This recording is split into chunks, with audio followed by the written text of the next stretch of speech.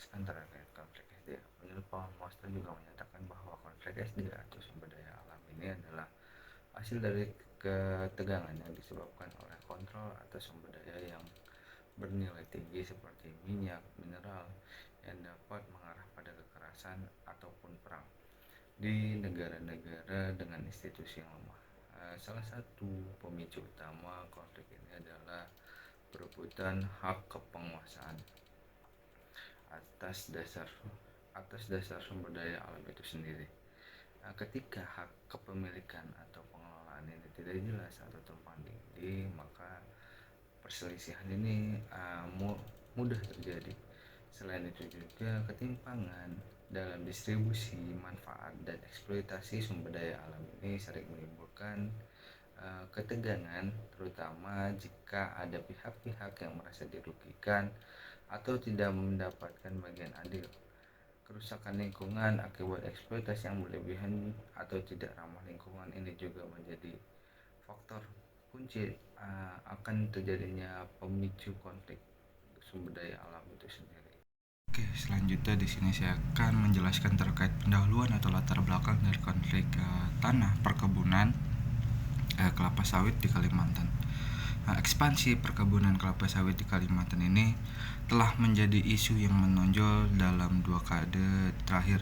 Kalimantan dengan kekayaan alam dan keanekaragaman hayatinya telah menjadi sasaran utama bagi perusahaan-perusahaan besar untuk mengembangkan perkebunan kelapa sawit itu sendiri. Permintaan global yang meningkat terhadap minyak kelapa sawit sebagai bahan baku industri makanan, kosmetik dan bahan bakar nabati telah mendorong pertumbuhan perkebunan ini semakin masif. Namun, perkembangan ini tidak terlepas dari berbagai masalah, terutama terjadi dengan konflik lahan dan hak masyarakat adat. Masyarakat adat di Kalimantan ini memiliki hubungan yang erat dengan tanah dan hutan mereka. Bagi mereka tanah bukan harta sumber kehidupan, tetapi juga memiliki nilai budaya, spiritual, dan identitas. Namun dalam banyak kasus ekspansi perkebunan kelapa sawit telah mengabaikan hak-hak dari masyarakat adat itu sendiri. Proses perizinan dan pembebasan lahan seringkali dilakukan tanpa konsultasi yang memadai dengan komunitas pencinta lingkungan yang mengakibatkan penggusuran paksa. Terus hilangnya juga akses terhadap sumber daya alam dan kerusakan lingkungan.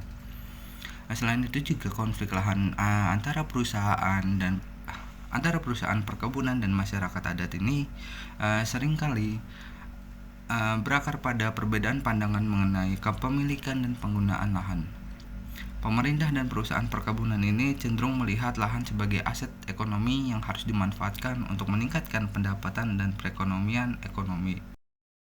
Oke, di sini saya akan menjelaskan terkait pemicu konflik, yang dimana pemicu konflik ini pastinya ada yang namanya aktor, yang dimana aktor di sini itu saya bagi menjadi 2, yaitu ada perusahaan kelapa sawit di Kalimantan, yang dimana saya mengangkat contohnya itu adalah PT Dharma Satya Nusantara Tbk atau disingkat sebagai DSN Group, dan juga yang kedua itu adanya aktor dari pemerintah Provinsi Kalimantan itu sendiri. Oke, jadi PT Dharma Satya Nusantara Tbk atau bisa disingkat sebagai DSN Group ini menjadi salah satu aktor pemicu konflik lahan perkebunan kelapa sawit di Kalimantan. Pertama itu adanya ekspansi perkebunan. Jadi DSN Group itu terus memperluas perkebunan kelapa sawit miliknya gitu, yang dimana dalam memperluas perkebunan sawitnya itu seringkali melibatkan pembebasan lahan yang sudah ditempati oleh masyarakat adat ataupun lokal. Jadi lahan-lahan masyarakat adat ataupun masyarakat lokal ini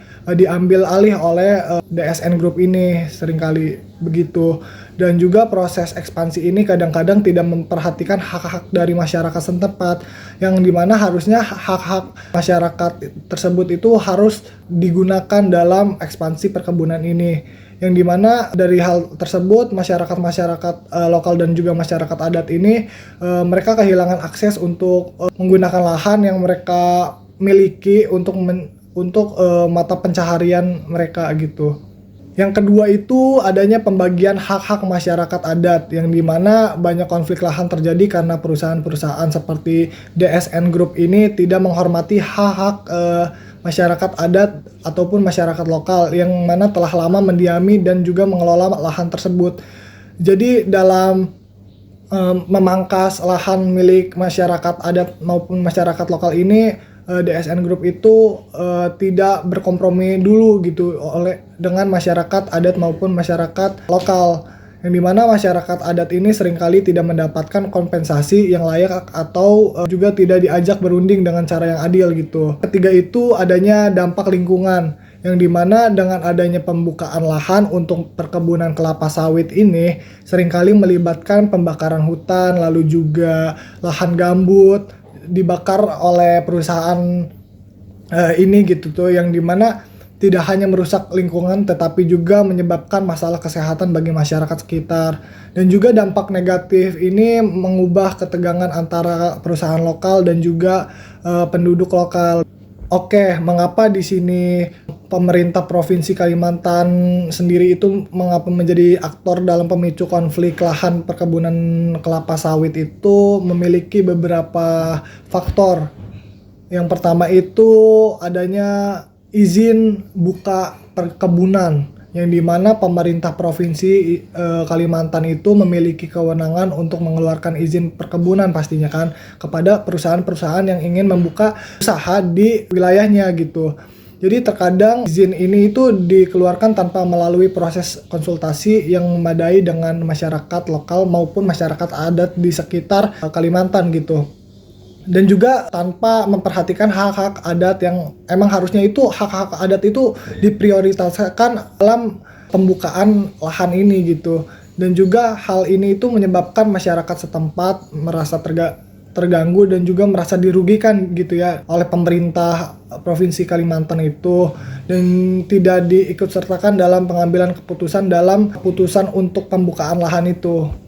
Yang kedua itu adanya kepentingan ekonomi di belakangnya, yang dimana kan pemerintah Provinsi Kalimantan ini seringkali lebih mengutamakan pendapatan ekonomi wilayahnya ya dari investasi perkebunan kelapa sawit daripada mensejahterakan masyarakat lokal maupun masyarakat adat. Dan juga kelestarian lingkungan itu tidak diperhatikan. Jadi mereka itu hanya pikir bahwasannya mereka hanya ingin mendapatkan uang yang lebih banyak, tapi tidak lihat kalau masyarakat itu pastinya terkena dampak gitu.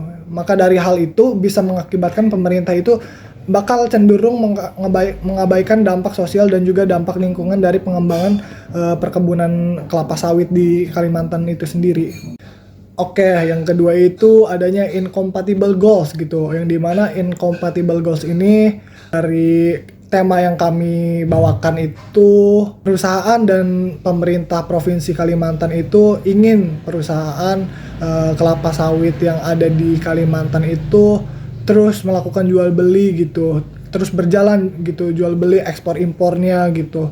Karena memang dampaknya dari jual beli itu tuh kepada pemerintah Provinsi Kalimantan dan juga perusahaan-perusahaan yang berjalan di perkebunan kelapa sawit itu mendapatkan keuntungan yang besar gitu.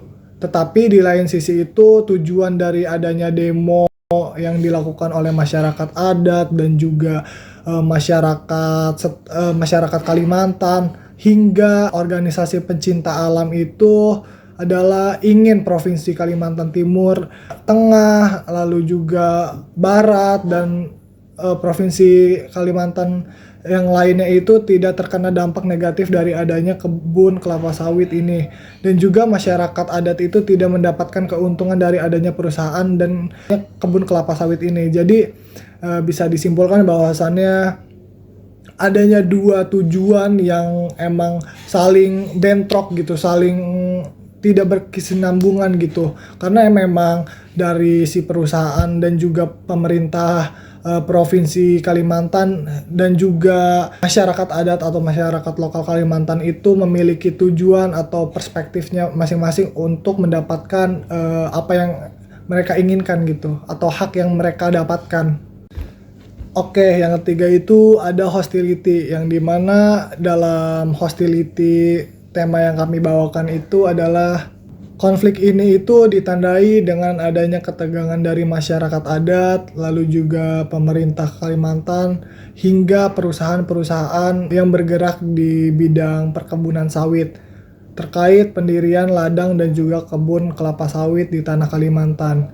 Jadi dalam hal ini, konflik ini itu ditandai dengan adanya perseteruan dan juga hingga demonstrasi, terus juga adanya pembakaran kepada lahan-lahan milik perusahaan yang bergerak di bidang kelapa sawit oleh masyarakat adat maupun masyarakat setempat. Selanjutnya itu ada eskalasi konflik dalam ekspansi perkebunan kelapa sawit di Kalimantan gitu. Jadi di Kalimantan sendiri itu ekspansi perkebunan kelapa sawit itu telah menjadi sumber utama konflik gitu, yang melibatkan lahan dan juga hak-hak masyarakat lokal gitu. Nah, fenomena ini tuh mencerminkan nih tantangan yang kompleks antara kepentingan ekonomi, terus juga perlindungan lingkungan, terus juga dan hak-hak tradisional masyarakat adat gitu. Dan konflik-konflik tersebut tuh tidak hanya mempengaruhi dinamika sosial di tingkat lokal gitu, tetapi juga mencerminkan persoalan yang lebih luas gitu terkait dengan kebijakan pembangunan dan pemanfaatan sumber daya alam di Indonesia gitu. Nah, yang selanjutnya itu ada konteks ekspansi perkebunan kelapa sawit di Kalimantan. Nah, perkebunan kelapa sawit itu telah tumbuh pesat di Kalimantan itu sejak awal tahun 1990-an gitu, sebagai bagian dari upaya mendiversifikasikan ekonomi dan menghasilkan devisa negara gitu melalui ekspor. Nah, pertumbuhan ini tuh didukung oleh kebijakan pemerintah yang menggagalkan investasi dalam menggalakkan investasi dalam sektor perkebunan. Terus juga hal ini tuh termasuk insentif fiskal dan juga izin-izin yang memudahkan pengembangan lahan gitu. Nah, namun ekspansi ini juga menghadirkan dampak yang signifikan gitu terhadap lingkungan dan masyarakat lokal. Nah, yang selanjutnya itu ada konflik lahan dan hak masyarakat. Jadi salah satu dampak utama dari ekspansi perkebunan kelapa sawit itu adalah terjadinya konflik lahan antara perusahaan perkebunan dan juga masyarakat lokal gitu, terutama masyarakat adat yang mengklaim hak-hak atas tanah secara tradisionalnya gitu. Nah, konflik ini tuh seringkali dipicu oleh ketidakjelasan batas-batas tanah, terus juga klaim ganda terhadap tanah, dan juga perselisihan gitu terkait kompensasi atau ganti rugi atas penggunaan lahan gitu. Nah, masyarakat adat di Kalimantan itu umumnya mengandalkan tanah ini untuk mata pencarian mereka gitu. Jadi seperti pertanian subsisten, terus juga berburu dan pengumpulan hasil hutan gitu. Nah, dengan masuknya perkebunan kelapa sawit ini seringkali mengancam keberlangsungan mata pencarian tradisional ini gitu, dengan memaksa mereka tuh untuk beradaptasi atau kehilangan akses gitu terhadap sumber daya alam yang vital bagi kehidupan mereka. Nah, yang selanjutnya itu ada faktor-faktor pendorong eskalasi konflik gitu. Jadi ada beberapa faktor yang memperburuk eskalasi konflik antara perusahaan perkebunan kelapa sawit dan masyarakat lokal di Kalimantan itu, yaitu adanya ketidakjelasan regulasi, terus juga polarisasi kepentingan, dan kurangnya keterlibatan masyarakat, terus juga kerentanan sosial ekonomi gitu. Nah, yang selanjutnya itu ada dampak eskalasi konflik gitu. Jadi eskalasi konflik terkait ekspansi perkebunan kelapa sawit ini memiliki dampak yang luas gitu dan serius gitu, termasuk ketegangan sosial, terus juga kerusakan lingkungan, kehilangan budaya lokal gitu. Nah, selanjutnya itu ada penyelesaian konflik dan tantangan ke depan. Jadi penyelesaian konflik terkait ekspansi perkebunan kelapa sawit yang memerlukan pendekatan yang holistik dan inklusif itu meliputi penguatan regulasi, terus juga partisipasi masyarakat, terus juga pendekatan berbasis hak, terus juga pengelolaan berkelanjutan gitu. Nah, tantangan-tantangan itu mengidentifikasikan perlunya gitu pendekatan yang berbasis pada keadilan sosial, terus juga pengelolaan yang berkelanjutan, dan pengakuan terhadap hak-hak tradisional gitu dalam mengelola sumber daya alam di Kalimantan gitu. Nah, jadi hanya dengan pendekatan ini tuh potensi konflik terkait ekspansi perkebunan kelapa sawit ini dapat diminimalkan gitu sambil memastikan keberlanjutan lingkungan dan kesejahteraan masyarakat lokal. Oke, di sini saya akan menjelaskan terkait dekalasi konflik yang ada di lahan perkebunan kelapa sawit di Kalimantan. Ini melibatkan upaya untuk meredakan ketegangan antara berbagai pihak yang terlibat seperti dari perusahaan perkebunan kelapa sawit itu sendiri, masyarakat lokal, masyarakat adat, petani kecil, dan pemerintah. Pemerintah dari Kalimantan juga pastinya ini telah mencari upaya atau usaha untuk meredamkan konflik ini. Mungkin kita ambil contoh pada kasus konflik di Kabupaten Muara Enim, di salah satu daerah di Kalimantan. Pemerintah Kabupaten Muara Enim ini sebagai mediator telah melakukan upaya penyelesaian melalui dialog, hearing, mediasi yang dilakukan di antara kedua pihak, ini dari PT Dharma Satya Nusantara dan masyarakat desa dan masyarakat adat dengan dibantu oleh Polres dan Kodim Muara Enim itu sendiri. Bahkan telah disepakati pemberian uang kompensasi kebun plasma kepada 7 desa di Kecamatan Sungai Rotan dan Gelubang. Jadi intinya setiap ada konflik itu pasti ada namanya upaya atau usaha untuk meredamkan konflik itu sendiri. Sebenarnya dalam upaya untuk meredamkan konflik itu tidak hanya dari mediasi, tetapi seharusnya pemerintah Kalimantan ini melakukan pemetaan wilayah yang dimana pemerintah ini harus memetakan wilayah yang tidak berpotensi menimbulkan konflik. Mungkin seperti contoh misalnya wilayah di Kalimantan sebelah selatan, atau itu misalnya lahan tidak dipakai untuk mencari tidak dipakai untuk mata pencarian dari masyarakat adat maupun masyarakat lokal itu sendiri. Terus juga harus adanya kesepakatan dengan masyarakat adat atau masyarakat lokal itu sendiri, karena menurut saya apabila adanya kesepakatan atau misalnya ada rimbungan atau diskusi bareng, pasti tidak ada konflik yang timbul akibat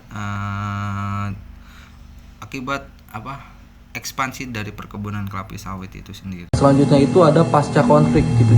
Pasca konflik dalam konteks ekspansi perkebunan kelapa sawit di Kalimantan gitu. Jadi setelah terjadinya konflik terkait ekspansi perkebunan kelapa sawit di Kalimantan itu, tahapan pasca konflik itu menjadi krusial gitu dalam membangun perdamaian, terus juga mengembalikan kepercayaan masyarakat dan juga memulihkan kerusakan sosial gitu serta lingkungan gitu.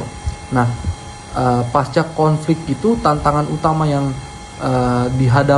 dihadapi itu adalah memastikan bahwa solusi yang diambil itu tidak hanya memperbaiki hubungan antara pihak-pihak yang terlibat gitu, tetapi juga berkelanjutan gitu dalam jangka panjang gitu untuk melindungi hak-hak masyarakat dan mempertahankan keberlanjutan lingkungan gitu. Nah, yang selanjutnya itu ada tahapan pasca konflik, yang dimana di dalam tahapan pasca konflik ini ada rehabilitasi sosial dan psikologis, terus juga rekonstruksi ekonomi, ada terus juga restorasi lingkungan dan juga reformasi kebijakan gitu. Nah, yang selanjutnya itu ada strategi pasca konflik yang efektif gitu. Nah, di dalam strategi pasca konflik yang efektif itu ada partisipasi dan keterlibatan masyarakat, terus juga pengakuan dan perlindungan hak-hak masyarakat adat, terus juga kolaborasi antara pemerintah, perusahaan dan masyarakat, terus juga pengelolaan sumber daya alam yang berkelanjutan gitu. Nah, yang selanjutnya itu ada studi kasus dan contoh keberhasilannya. Jadi beberapa kasus sukses itu dalam menangani konflik terkait ekspansi perkebunan kelapa sawit itu menunjukkan bahwa pendekatan-pendekatan ini tuh dapat berhasil gitu. Misalnya di beberapa daerah itu kolaborasi antara pemerintah, perusahaan dan juga masyarakat adat itu telah menghasilkan kesepakatan yang menguntungkan gitu antara semua pihak gitu.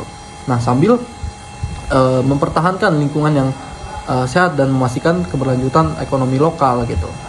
Nah, terus juga ada tantangan dan peluang kedepannya gitu. Jadi meskipun ada kemajuan itu, masih banyak nih tantangan yang perlu dibatasi gitu dalam pasca konflik gitu terkait ekspansi perkebunan kelapa sawit di Kalimantan. Nah, jadi ada beberapa tantangan utama gitu yang meliputi resistensi terhadap perubahan dari pihak-pihak yang berkepentingan, terus juga kompleksitas regulasi dan juga kebutuhan akan investasi yang berkelanjutan gitu dalam pemulihan ekonomi dan lingkungan gitu. Nah, namun demikian tuh dengan komitmen yang kuat gitu untuk menghormati hak-hak masyarakat adat, terus juga melindungi lingkungan dan mempromosikan pembangunan berkelanjutan, itu tuh terdapat juga peluang yang besar gitu untuk menciptakan perubahan positif yang signifikan gitu. Nah, pasca konflik sendiri harus dilihat sebagai kesempatan gitu untuk memperbaiki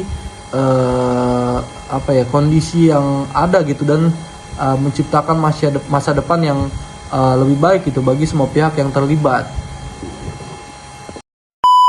Aku pulang.